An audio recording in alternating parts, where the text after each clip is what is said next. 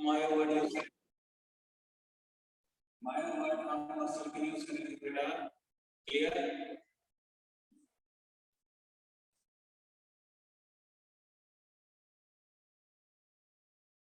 और muscle cell के लिए बेटा हम सार्कोवर्ड यूज करेंगे, क्लियर।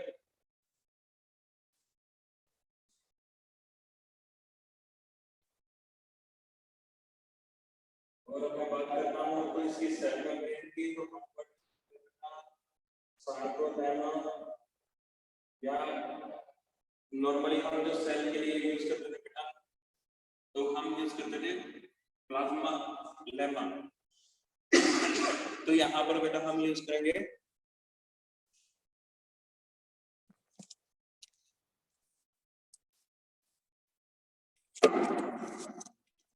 क्लियर। चलो तो आगे बात करते हैं हम सार्कोलेमा। बेटा नॉर्मली हम जो मायोवर्ड यूज करते हैं वो मसल के यूज करेंगे, क्लियर। अगर मसल सेल की मेम्ब्रेन है तो बेटा हम वो वर्ड यूज करेंगे बेटा सार्कोलेमा, क्लियर। मैं लिख देता हूं बेटा membrane of muscle cell. Sarcolemma बेटा मसल सेल की मेम्ब्रेन के लिए वर्ड यूज करते हैं, ठीक है। उसके बाद बेटा हम बात करते हैं आगे इसी के अंदर कुछ इनकी कैरेक्टरिस्टिक की बात करते हैं बेटा। नॉर्मली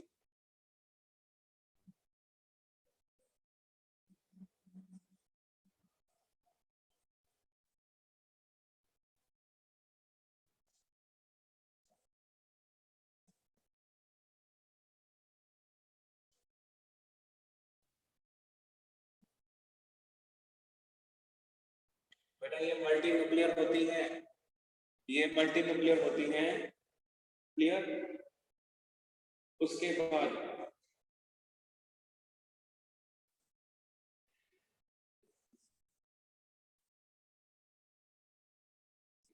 they have glycogen, इनके पास बेटा ग्लाइकोजन होता है फॉर एनर्जी सप्लाई। ग्लाइकोजन का काम होता है बेटा एनर्जी की सप्लाई करना।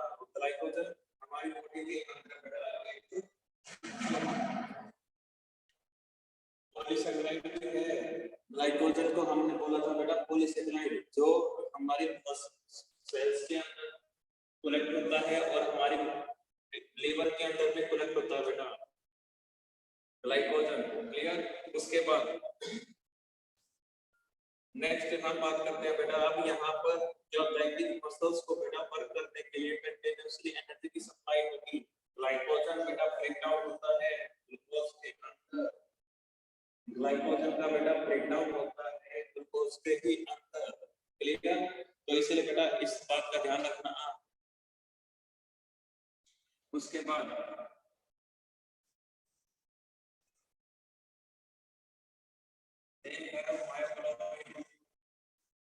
बेटा मसल सेल के अंदर जो हीमोग्लोबिन होता है हम उसको मायोग्लोबिन, मायोग्लोबिन बोलते हैं बेटा। और जो आपको बताया था बेटा ग्लोबिन की एक प्रोटीन भी होती है, ग्लोबिन प्रोटीन होती है बेटा जो हेल्प करती है यहाँ पर मसल के अंदर जो ब्लड सप्लाई होगी बेटा उसके अंदर भी हेल्प। यहाँ पर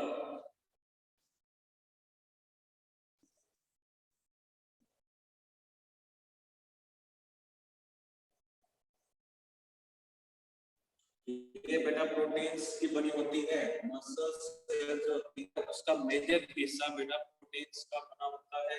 और नॉर्मली जो प्रोटीन्स होती है हम लिखते हैं बेटा मायोसिन एंड एक्टिन, ये प्रोटीन बेटा हम ज्यादा लिखते हैं मायोसिन एंड एक्टिन। इसके अलावा बेटा और भी प्रोटीन्स होती हैं,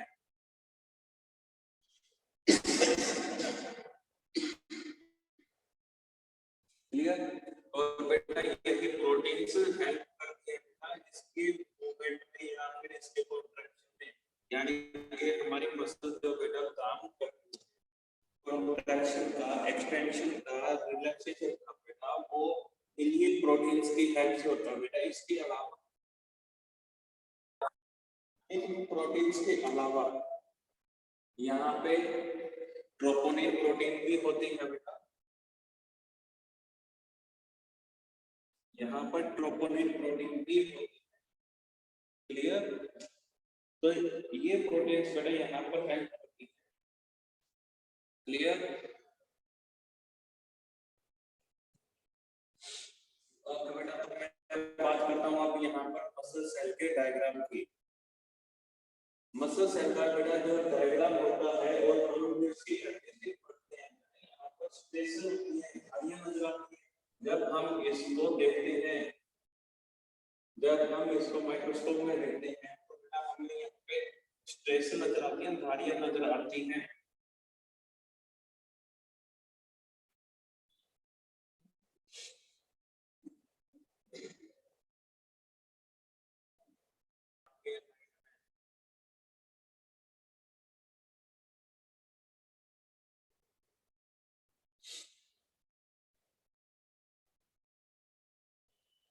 क्लियर?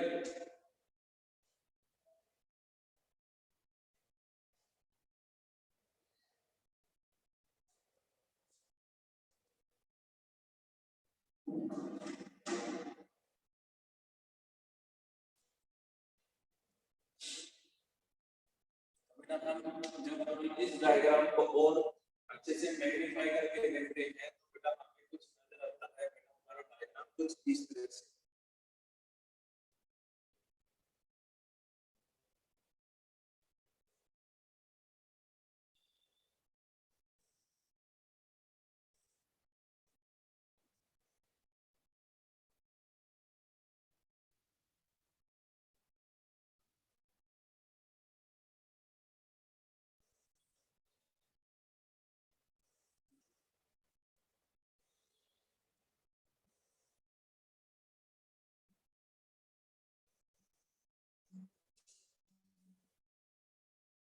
क्लियर? तो बेटा यहाँ पर हमें कुछ इस तरह से पेंटिंग नजर आती है और हमें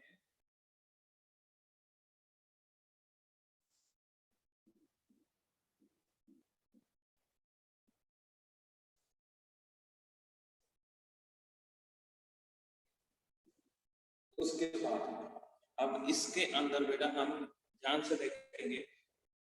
ठीक है, तो अब यहाँ पर हम इसके पार्ट्स की बात करें। इस लाइन को बेटा हम बोलते हैं जेड लाइन। इस लाइन को हम बोलते हैं जेड लाइन, जो दोनों तरफ होती है।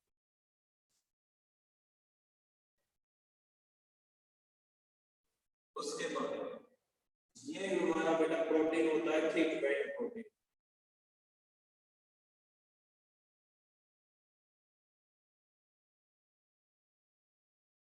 ये होता है थिक बेड प्रोटीन। क्लियर? जो आपका बना होता है बेटा हेवी प्रोटीन्स का एडिशन मास। क्लियर? थिक फिलामेंट जो आपका बना होता है मायोसिन फिलामेंट का, तो उसके बाद बेटा ये होता है आपका थिन फिलामेंट।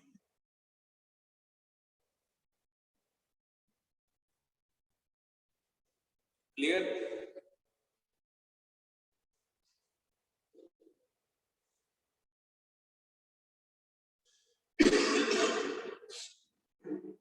आपको बेटा जो ये बना होता है बेटा एक्टिन, ये बना होता है मायोसिन। बेटा डायग्राम के अंदर जो आपको डार्क बैंड नजर आता है वो आपका नजर आता है आपको इस थिक बैंड प्रोटीन के that is the myosin protein की वजह से, और जो आपको लाइट बैंड नजर आता है बेटा वो आपको क्लियर? उसके बाद यहाँ पर रीजन होते हैं बेटा जिससे लाइट आपके इस बैंड की होती है। क्लियर? तो बेटा हम इसको बोलते हैं ए बैंड, इसको हम बोलते हैं ए बैंड, जिसका मतलब होता है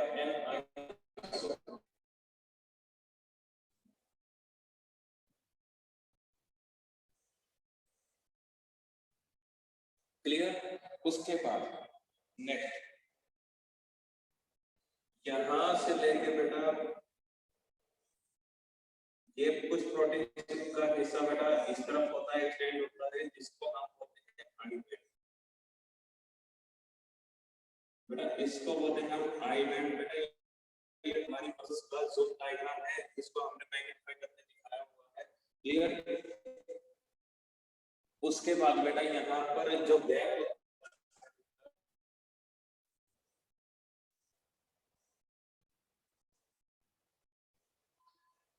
जिसको हम बोलते हैं एच बैंड, ये होता है बेटा एच बैंड। जितना भी ये स्पेस होता है बेटा आपके प्रोटीन्स के बीच में, इसको हम बोलते हैं एच बैंड, क्लियर। अब क्या होता है कि बेटा यहाँ पर आपके थिक फिलामेंट के ऊपर बेटा कुछ प्रोटीन्स के हेड होते हैं जिसको हम बोलते हैं बेटा यहाँ पर इस तरह के हेड होते हैं बेटा,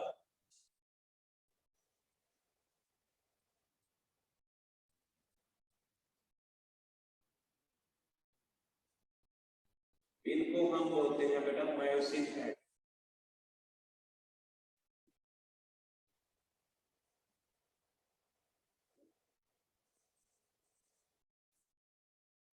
इन फिलामेंट को बोलते हैं बेटा मायोसिन हेड। बेटा यहाँ पर ये एटीपेज की एक्टिविटी जो होते हैं प्लस टू बाइंडिंग। बेटा ये जो हेड होते हैं ये बॉन्डिंग बनाते हैं विद द लाइट बैंड। ये आपस में बॉन्डिंग बनाएंगे, इनके बीच में बॉन्डिंग बनेगी तब यहाँ पर मूवमेंट होगी, और जो मूवमेंट होती है स्लाइडिंग फिलामेंट पूरी रखती है, यहाँ पर स्लाइड होती है ये चीजें एक दूसरे के ऊपर। जैसे कि बेटा ये जो जेट लाइन होती है ये आपकी स्लाइड होगी अंदर की ओर, जब ये मूवमेंट शो करती है बेटा अपनी यहाँ पर, तो यहाँ पर मूवमेंट के लिए अब कैसे कैसे मूवमेंट होगी हम उसके ऊपर ध्यान रखना। अब यहाँ पर क्या होगा, जब मूवमेंट होती है कि मसल के अंदर कॉन्ट्रैक्शन हो, मसल के अंदर बेटा कॉन्ट्रैक्शन होगी, तो इसमें क्या होगा, जो जेड लाइन है ना वो क्लोज आएगी, जेड लाइन क्लोज आएगी, जिसकी वजह से जेड लाइन के साथ जो आपकी प्रोटीन्स अटैच होते हैं वो क्लोज आएगी। क्लोज आने से जो एच बैंड है बेटा इसकी लेंथ कम होगी, यहाँ पर इसकी लेंथ कम होती जाएगी जितनी ज्यादा कॉन्ट्रैक्शन होगी। यहाँ पर जितनी ज्यादा कॉन्ट्रैक्शन होगी जो एच बैंड है ये कम होती जाएगी, या फिर बेटा इसको एच बैंड की जगह हम यहाँ पर एच जोन भी बोलते हैं, एच जोन। इसकी लेंथ बेटा उतनी कम हो जाएगी जितनी ज्यादा कॉन्ट्रैक्शन होगी, क्लियर। जितनी ज्यादा यहाँ पर कॉन्ट्रैक्शन होगी उतनी ही ज्यादा यहाँ पर एच जोन की लेंथ कम होगी बेटा। ए बैंड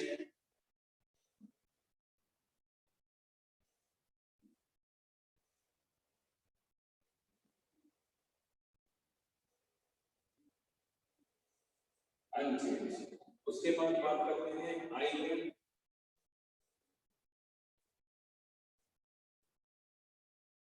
आई बैंड बेटा इसकी लेंथ कम होगी। उसके बाद बेटा जो एच जोन है ये रिड्यूस।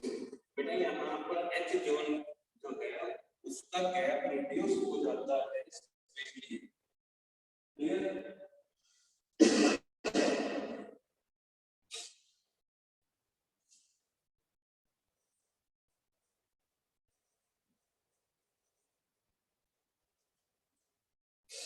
ये क्वेश्चन पूछ लिया जाता है बेटा, यहाँ पर ध्यान देना क्योंकि यहाँ के जो प्रोटीन होते हैं बेटा वो मूव करते हैं इस बैंड के ऊपर स्लाइड करते हैं बेटा, इसलिए हम यहाँ पर जिसके अंदर जेड लाइन जो है वो क्लोज आएगी एक दूसरे के साथ, तो यहाँ पर ए बैंड रहेगा unchanged, Z line curve close आने से बेटा आई बैंड की लेंथ कम हो जाती है, उसके साथ बेटा जो एच जोन है वो कम हो जाएगा। एच जोन जितना कम होगा कॉन्ट्रैक्शन उतनी ज्यादा है। अगर बेटा ज्यादा कॉन्ट्रैक्शन हो जाती है तो यहाँ पर नुकसान रहती है। तो बेटा यहाँ पर डैमेज होता है, इसी वजह से हमें इस बात का ध्यान रखना पड़ेगा कि कॉन्ट्रैक्शन तो हमारी मसल्स कितनी कर सकती है। इसी के साथ बेटा अगर खिंचाव होता है जैसे हमारी मसल की प्रॉपर्टी होती है बेटा, तो यहाँ पर जेल लाइन में जब एक्सटेंशन होगी बेटा, हमने अभी बात की कॉन्ट्रैक्शन की, हमने बात की एक्सटेंशन की, तो यहाँ पर जेड लाइन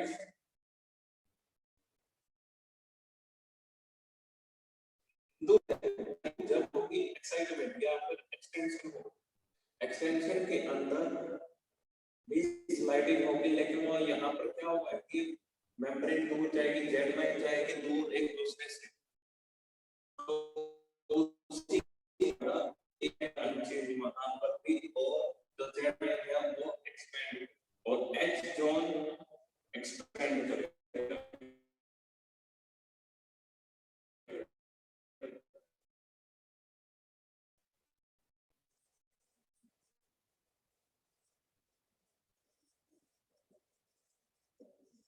जब मसल एक्सपेंड करेगी बेटा या एक्सटेंड करेगी तो वहां पर ए बैंड अनचेंज रहेगा बेटा, दोनों के चाहे कॉन्ट्रैक्शन हो या एक्सटेंशन। उसके बाद बेटा जो हमारा आई बैंड है ये एक्सपेंड करेगा।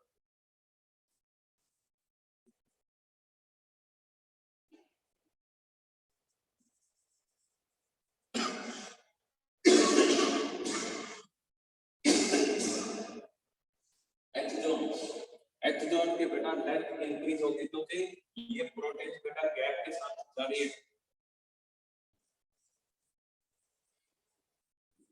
एच जोन इंक्रीज हो गया, क्लियर। तो बेटा यहाँ पर अब यहाँ पर मसल की यहाँ पर जो बॉन्डिंग होती है बेटा, यहाँ पर चढ़ती है एटीपी प्लस में कैल्शियम, यहाँ पर एटीपी प्लस में कैल्शियम आ जाती है। यहाँ पर मसल की कॉन्ट्रैक्शन के लिए, मसल की कॉन्ट्रैक्शन के लिए यहाँ पे ये डायवलेंस चाहिए और एटीपी चाहिए, और आपको बताया था बेटा मानसिक होती है ये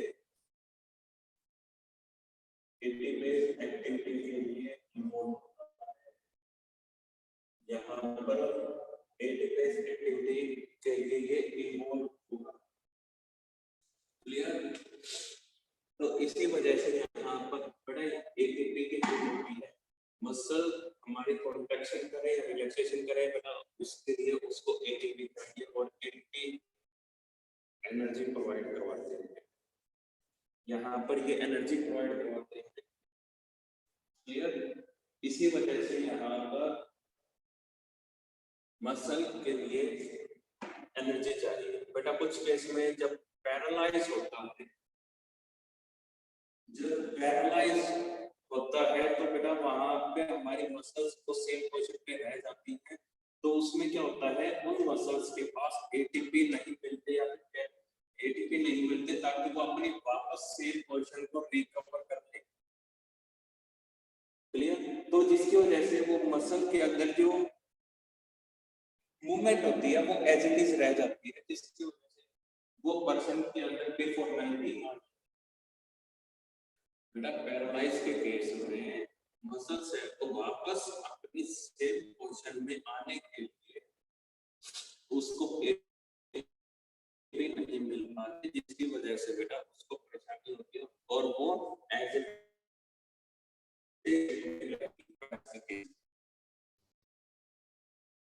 क्लियर। तो ये था बेटा यहाँ पर मसल की कॉन्ट्रैक्शन के बारे में, क्लियर। तो उसके साथ बेटा मसल की कॉन्ट्रैक्शन, अगर आप जैसे कि एथलीट हो गया कोई ऐसा पर्सन जिसको कंटिन्यूअसली एनर्जी की सप्लाई चाहिए कि आपकी जो मसल्स है बेटा वो कंटिन्यूअसली काम करते रहे, तो हमें यहाँ पर क्रिएटिन चाहिए।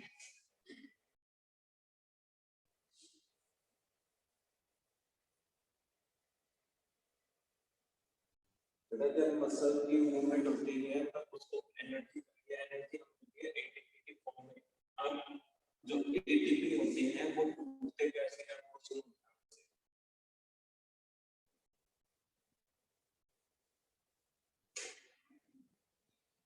बेटा, एटीपी की फुल फॉर्म होती है एडिनोसिन ट्राइफॉस्फेट, यानी कि बेटा यहाँ पर होते हैं 3 फॉस्फेट ग्रुप, इसके अंदर जब बेटा यहाँ पे छूटेगा तो यहाँ पे एक phosphate that is inorganic phosphate ये बेटा यहाँ पर एक फॉस्फेट रिमूव हो जाता है तो बनता है आपका एटीपी, जिसके अंदर बेटा 2 फॉस्फेट। एटीपी के अंदर 3 फॉस्फेट ग्रुप है, यहाँ पर 2 है। जब ये फिर से टूटेगा बेटा यहाँ पर एक फॉस्फेट ग्रुप टूट जाता है और यहाँ पर ये बनता है सिंगल फॉस्फेट ग्रुप। क्लियर? तो क्या होता है कि बेटा जब इन्हीं को वापस क्रिएटिन मिलेगा, जब इनको बेटा वापस क्रिएटिन मिलता है तो क्रिएटिन क्या करता है, इनको फॉस्फेट प्रोवाइड करवाता है। फॉस्फेट मिलेगा तो बेटा ये टूटे जुड़े इसमें कन्वर्ट होगा डाइफॉस्फेट में और डाइफॉस्फेट से मिल जाएगा ट्राइफॉस्फेट, तो वापस ये एनर्जी की सप्लाई करती है। तो इस तरह से बेटा यहाँ पर क्रिएटिन काम करता है। क्रिएटिन जो बेटा मार्केट में सप्लीमेंट के तौर पर मिलता है, जो स्पोर्ट्स पर्सन बेटा वो इसका यूज करते हैं। क्रिएटिन नेचुरली हमारी एफिशिएंसी को वर्क में, तो जब हम इसको एक्सटर्नली लेते हैं तो भी ये वही काम करेगा, आपकी जो एटीपी टूटे हुए हैं उनको वापस एटीपी में कन्वर्ट करने का काम करता है, ताकि हमारी मसल्स को कंटिन्यूअसली एनर्जी की सप्लाई मिलती रहे, ये काम होता है क्रिएटिन। क्लियर? तो यहाँ तक आगे बात सुनिए। उसके बाद बात करता है यहाँ पर हम रेस्पिरेशन के बारे में, क्योंकि बेटा कुछ केस में हमने बात की हुई है रेस्पिरेशन, यानी कि मसल्स के अंदर जो ब्रेकडाउन होता है वो आपका होता है नॉर्मली 2 वे में, जिसके अंदर हम बात करते हैं एरोबिक और एनारोबिक रेस्पिरेशन।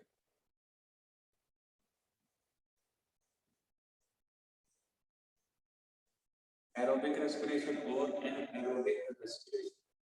एरोबिक रेस्पिरेशन आपको पता है बेटा ऑक्सीजन की प्रेजेंस में ब्रेकडाउन, ऑक्सीजन की प्रेजेंस में ब्रेकडाउन होगा बेटा,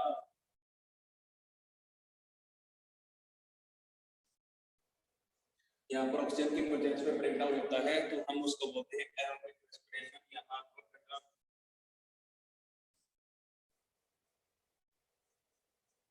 कंप्लीट ब्रेकडाउन होगा, यहाँ पर कंप्लीट ब्रेकडाउन होगा और जो एनर्जी मिलेगी वो ज्यादा, जो एनर्जी मिलेगी बेटा वो लार्ज मिलेगी। क्लियर? दूसरी ओर एनारोबिक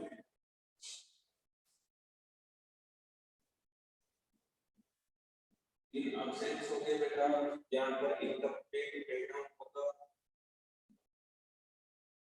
और एनर्जी भी होगी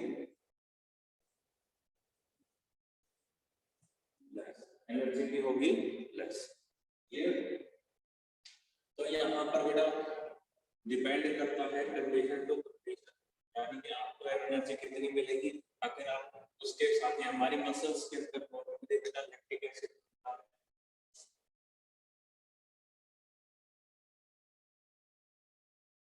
मसल्स के अंदर बेटा लैक्टिक एसिड वो कब होता है, partial aerobic condition.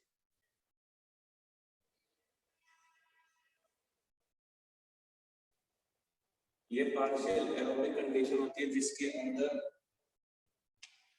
Lactic acid होता है और हमारे मसल्स के अंदर अब ये लैक्टिक एसिड बेटा हमारे लीवर के अंदर रहता है और लीवर से वापस इसको कन्वर्ट कर दिया जाता है ग्लूकोज में।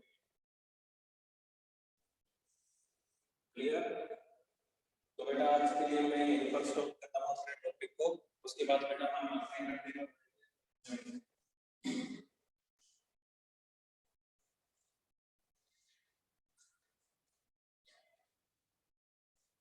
क्वेश्चन किसी का इनसे रिलेटेड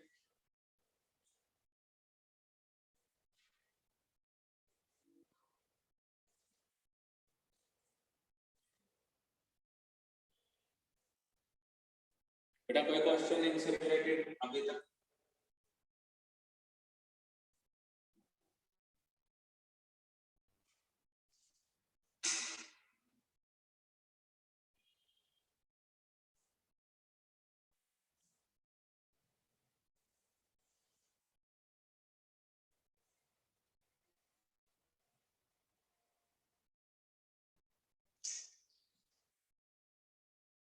तो बेटा मैं आज के लिए फिर अपने टॉपिक को यहीं पर स्टॉप करता हूँ, नेक्स्ट टाइम